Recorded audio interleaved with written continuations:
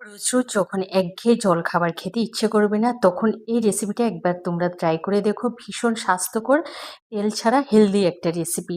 ছোট্ট ভিডিও, শুরু থেকে শেষ পর্যন্ত আমার সাথেই থাকো। আর যারা আমার চ্যানেলে নতুন আছো, প্লিজ চ্যানেলটা সাবস্ক্রাইব করে পাশে থাকা বেল আইকনে ক্লিক করে দিও। আর ভিডিওতে কিন্তু একটা লাইক দিতে ভুলো না, কারণ তোমাদের একটা লাইক আমাকে অনেক দূর এগিয়ে যেতে সাহায্য করে।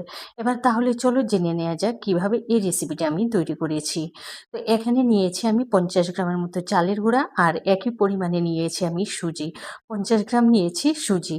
এবার দিয়ে দিচ্ছি তোমার জল, একদম প্লেন ঠান্ডা জলটা দেবে। এখানে কিন্তু জল বেশি করে দেবে না, একদম অল্প করে দেবে। দিয়ে তারপরে সুজি আর চালের গুঁড়া ভালো করে মিশিয়ে 10 মিনিটের জন্য রেস্টে রেখে দেবো। এটা রেস্টে রেখে দিতে দিতে তার মধ্যে আমি একটা পুর তৈরি করে নেব। আলুর পুর তৈরি করার জন্য কড়াইতে দিয়ে দিয়েছি 1 চা চামচ সাদা তেল। এবার গোটা জিরা আর শুকনো লঙ্কা ফোড়ন দেবো। ফোড়নটা থেকে যখন সুন্দর ফ্লেভার এসেছে, দুটো পেঁয়াজ কুচি দিয়েছি। আবার দিয়েছি 1 চা চামচ নুন। পেঁয়াজটাকে একটু নরম করে ভেজে নিয়েছি। এবার এখানে দিয়ে দিচ্ছি আমি কাঁচা লঙ্কা কুচি, আর দিয়ে দিচ্ছি ক্যাপসিকাম কুচি। দিয়ে আবারও একটু ভেজে নেব, যাতে কাঁচা লঙ্কা আর ক্যাপসিকামটা একটু নরম হয়ে যায়, মশলার সাথে মিশে যায়। এবার এখানে আমি ছোটো সাইজে দুটো আলু সেদ্ধ করে নিয়েছি। তো এই সেদ্ধ করা আলুটাকে না আমি আগে একটু ম্যাশ করে নিয়েছি, তারপরে দিয়ে দিচ্ছি সেদ্ধ করা আলু। আর দিয়েছি হাফ চা চামচ হলুদ গুঁড়া। দিয়ে এই সমস্ত কিছু আবার মশলার সাথে মিশিয়ে নেব। তো আলু ক্যাপসিকাম সব কিছু যেমন মেশানো হয়ে গেছে, নামানোর আগে দিয়েছি চাট মশলা গুঁড়া, গোলমরিচের গুঁড়া, আর দিয়েছি গরম মশলা গুঁড়া। সমস্ত কিছুকে দিয়ে ভালো করে মিশিয়ে নেব। পুরটা কিন্তু পুরোপুরি তৈরি, নামিয়ে ঠান্ডা করে নেব। এই পুরটা কিন্তু তোমরা 1 মাসের জন্য স্টোর করে রেখে দিতে পারবে, যে কোনো স্ন্যাক্স আইটেম তৈরি করার জন্য। 10 মিনিট পর দেখো, এই সুজি আর চালের গুঁড়া কিন্তু একদম ভালোভাবে ফুলে অনেকটা পরিমাণে হয়েছে। আর তোমরা দেখতেই পাচ্ছ, আগে কিন্তু আমি বেশি পরিমাণে জলটা দিইনি। এবার এর মধ্যে না আমি দিয়ে দেব তোমার টক দই। টক দইটা নিয়েছি আমি এখানে ঠিক ওই 50 গ্রামের মধ্যেই নিয়েছি। আর একটু নুন দিয়েছি, নুনটা কিন্তু একটু কম দেবে। তারপরে সমস্ত কিছু ভালো করে ফেটিয়ে নেব, যেন কোনো দানাদার অংশ না থাকে। টক দইটাকে একটু সময় ধরে ফেটিয়ে নিতে হবে।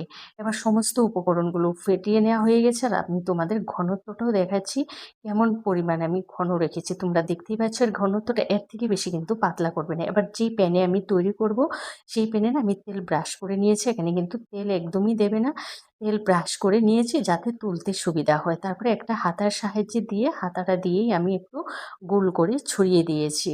দেওয়ার পরে এখানে যখন উপরটা একটু শুকিয়ে আসবে, তারপরে আমি ওই যে আলুর পুরটা তৈরি করেছি, সেই আলুর পুরটাকে দিয়ে দেবো। আলুর পুরটা দিয়ে তারপরে খুন্তি দিয়ে খুব সাবধানে এটাকে উল্টে উল্টে দিতে হবে। উল্টে এমন রুলের মতো করে নেবে। আমরা যেমন ওই পাটিসাপটা পিঠা তৈরি করি, ঠিক সেইভাবে রুল করে নিতে হবে। আর খুব সুন্দর হয়েছে, একদম ইজিভাবেই কিন্তু উঠে গেছে। তোমরা দেখতেই পারলে।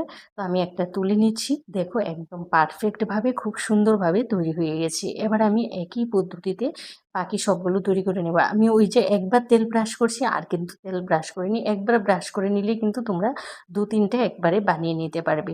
তো একই পদ্ধতিতে আলুর পুর দিয়ে আবারও আমি এগুলোকে তোমার রোলের মতো করে নিয়ে তারপরে ভেজে নিচ্ছি।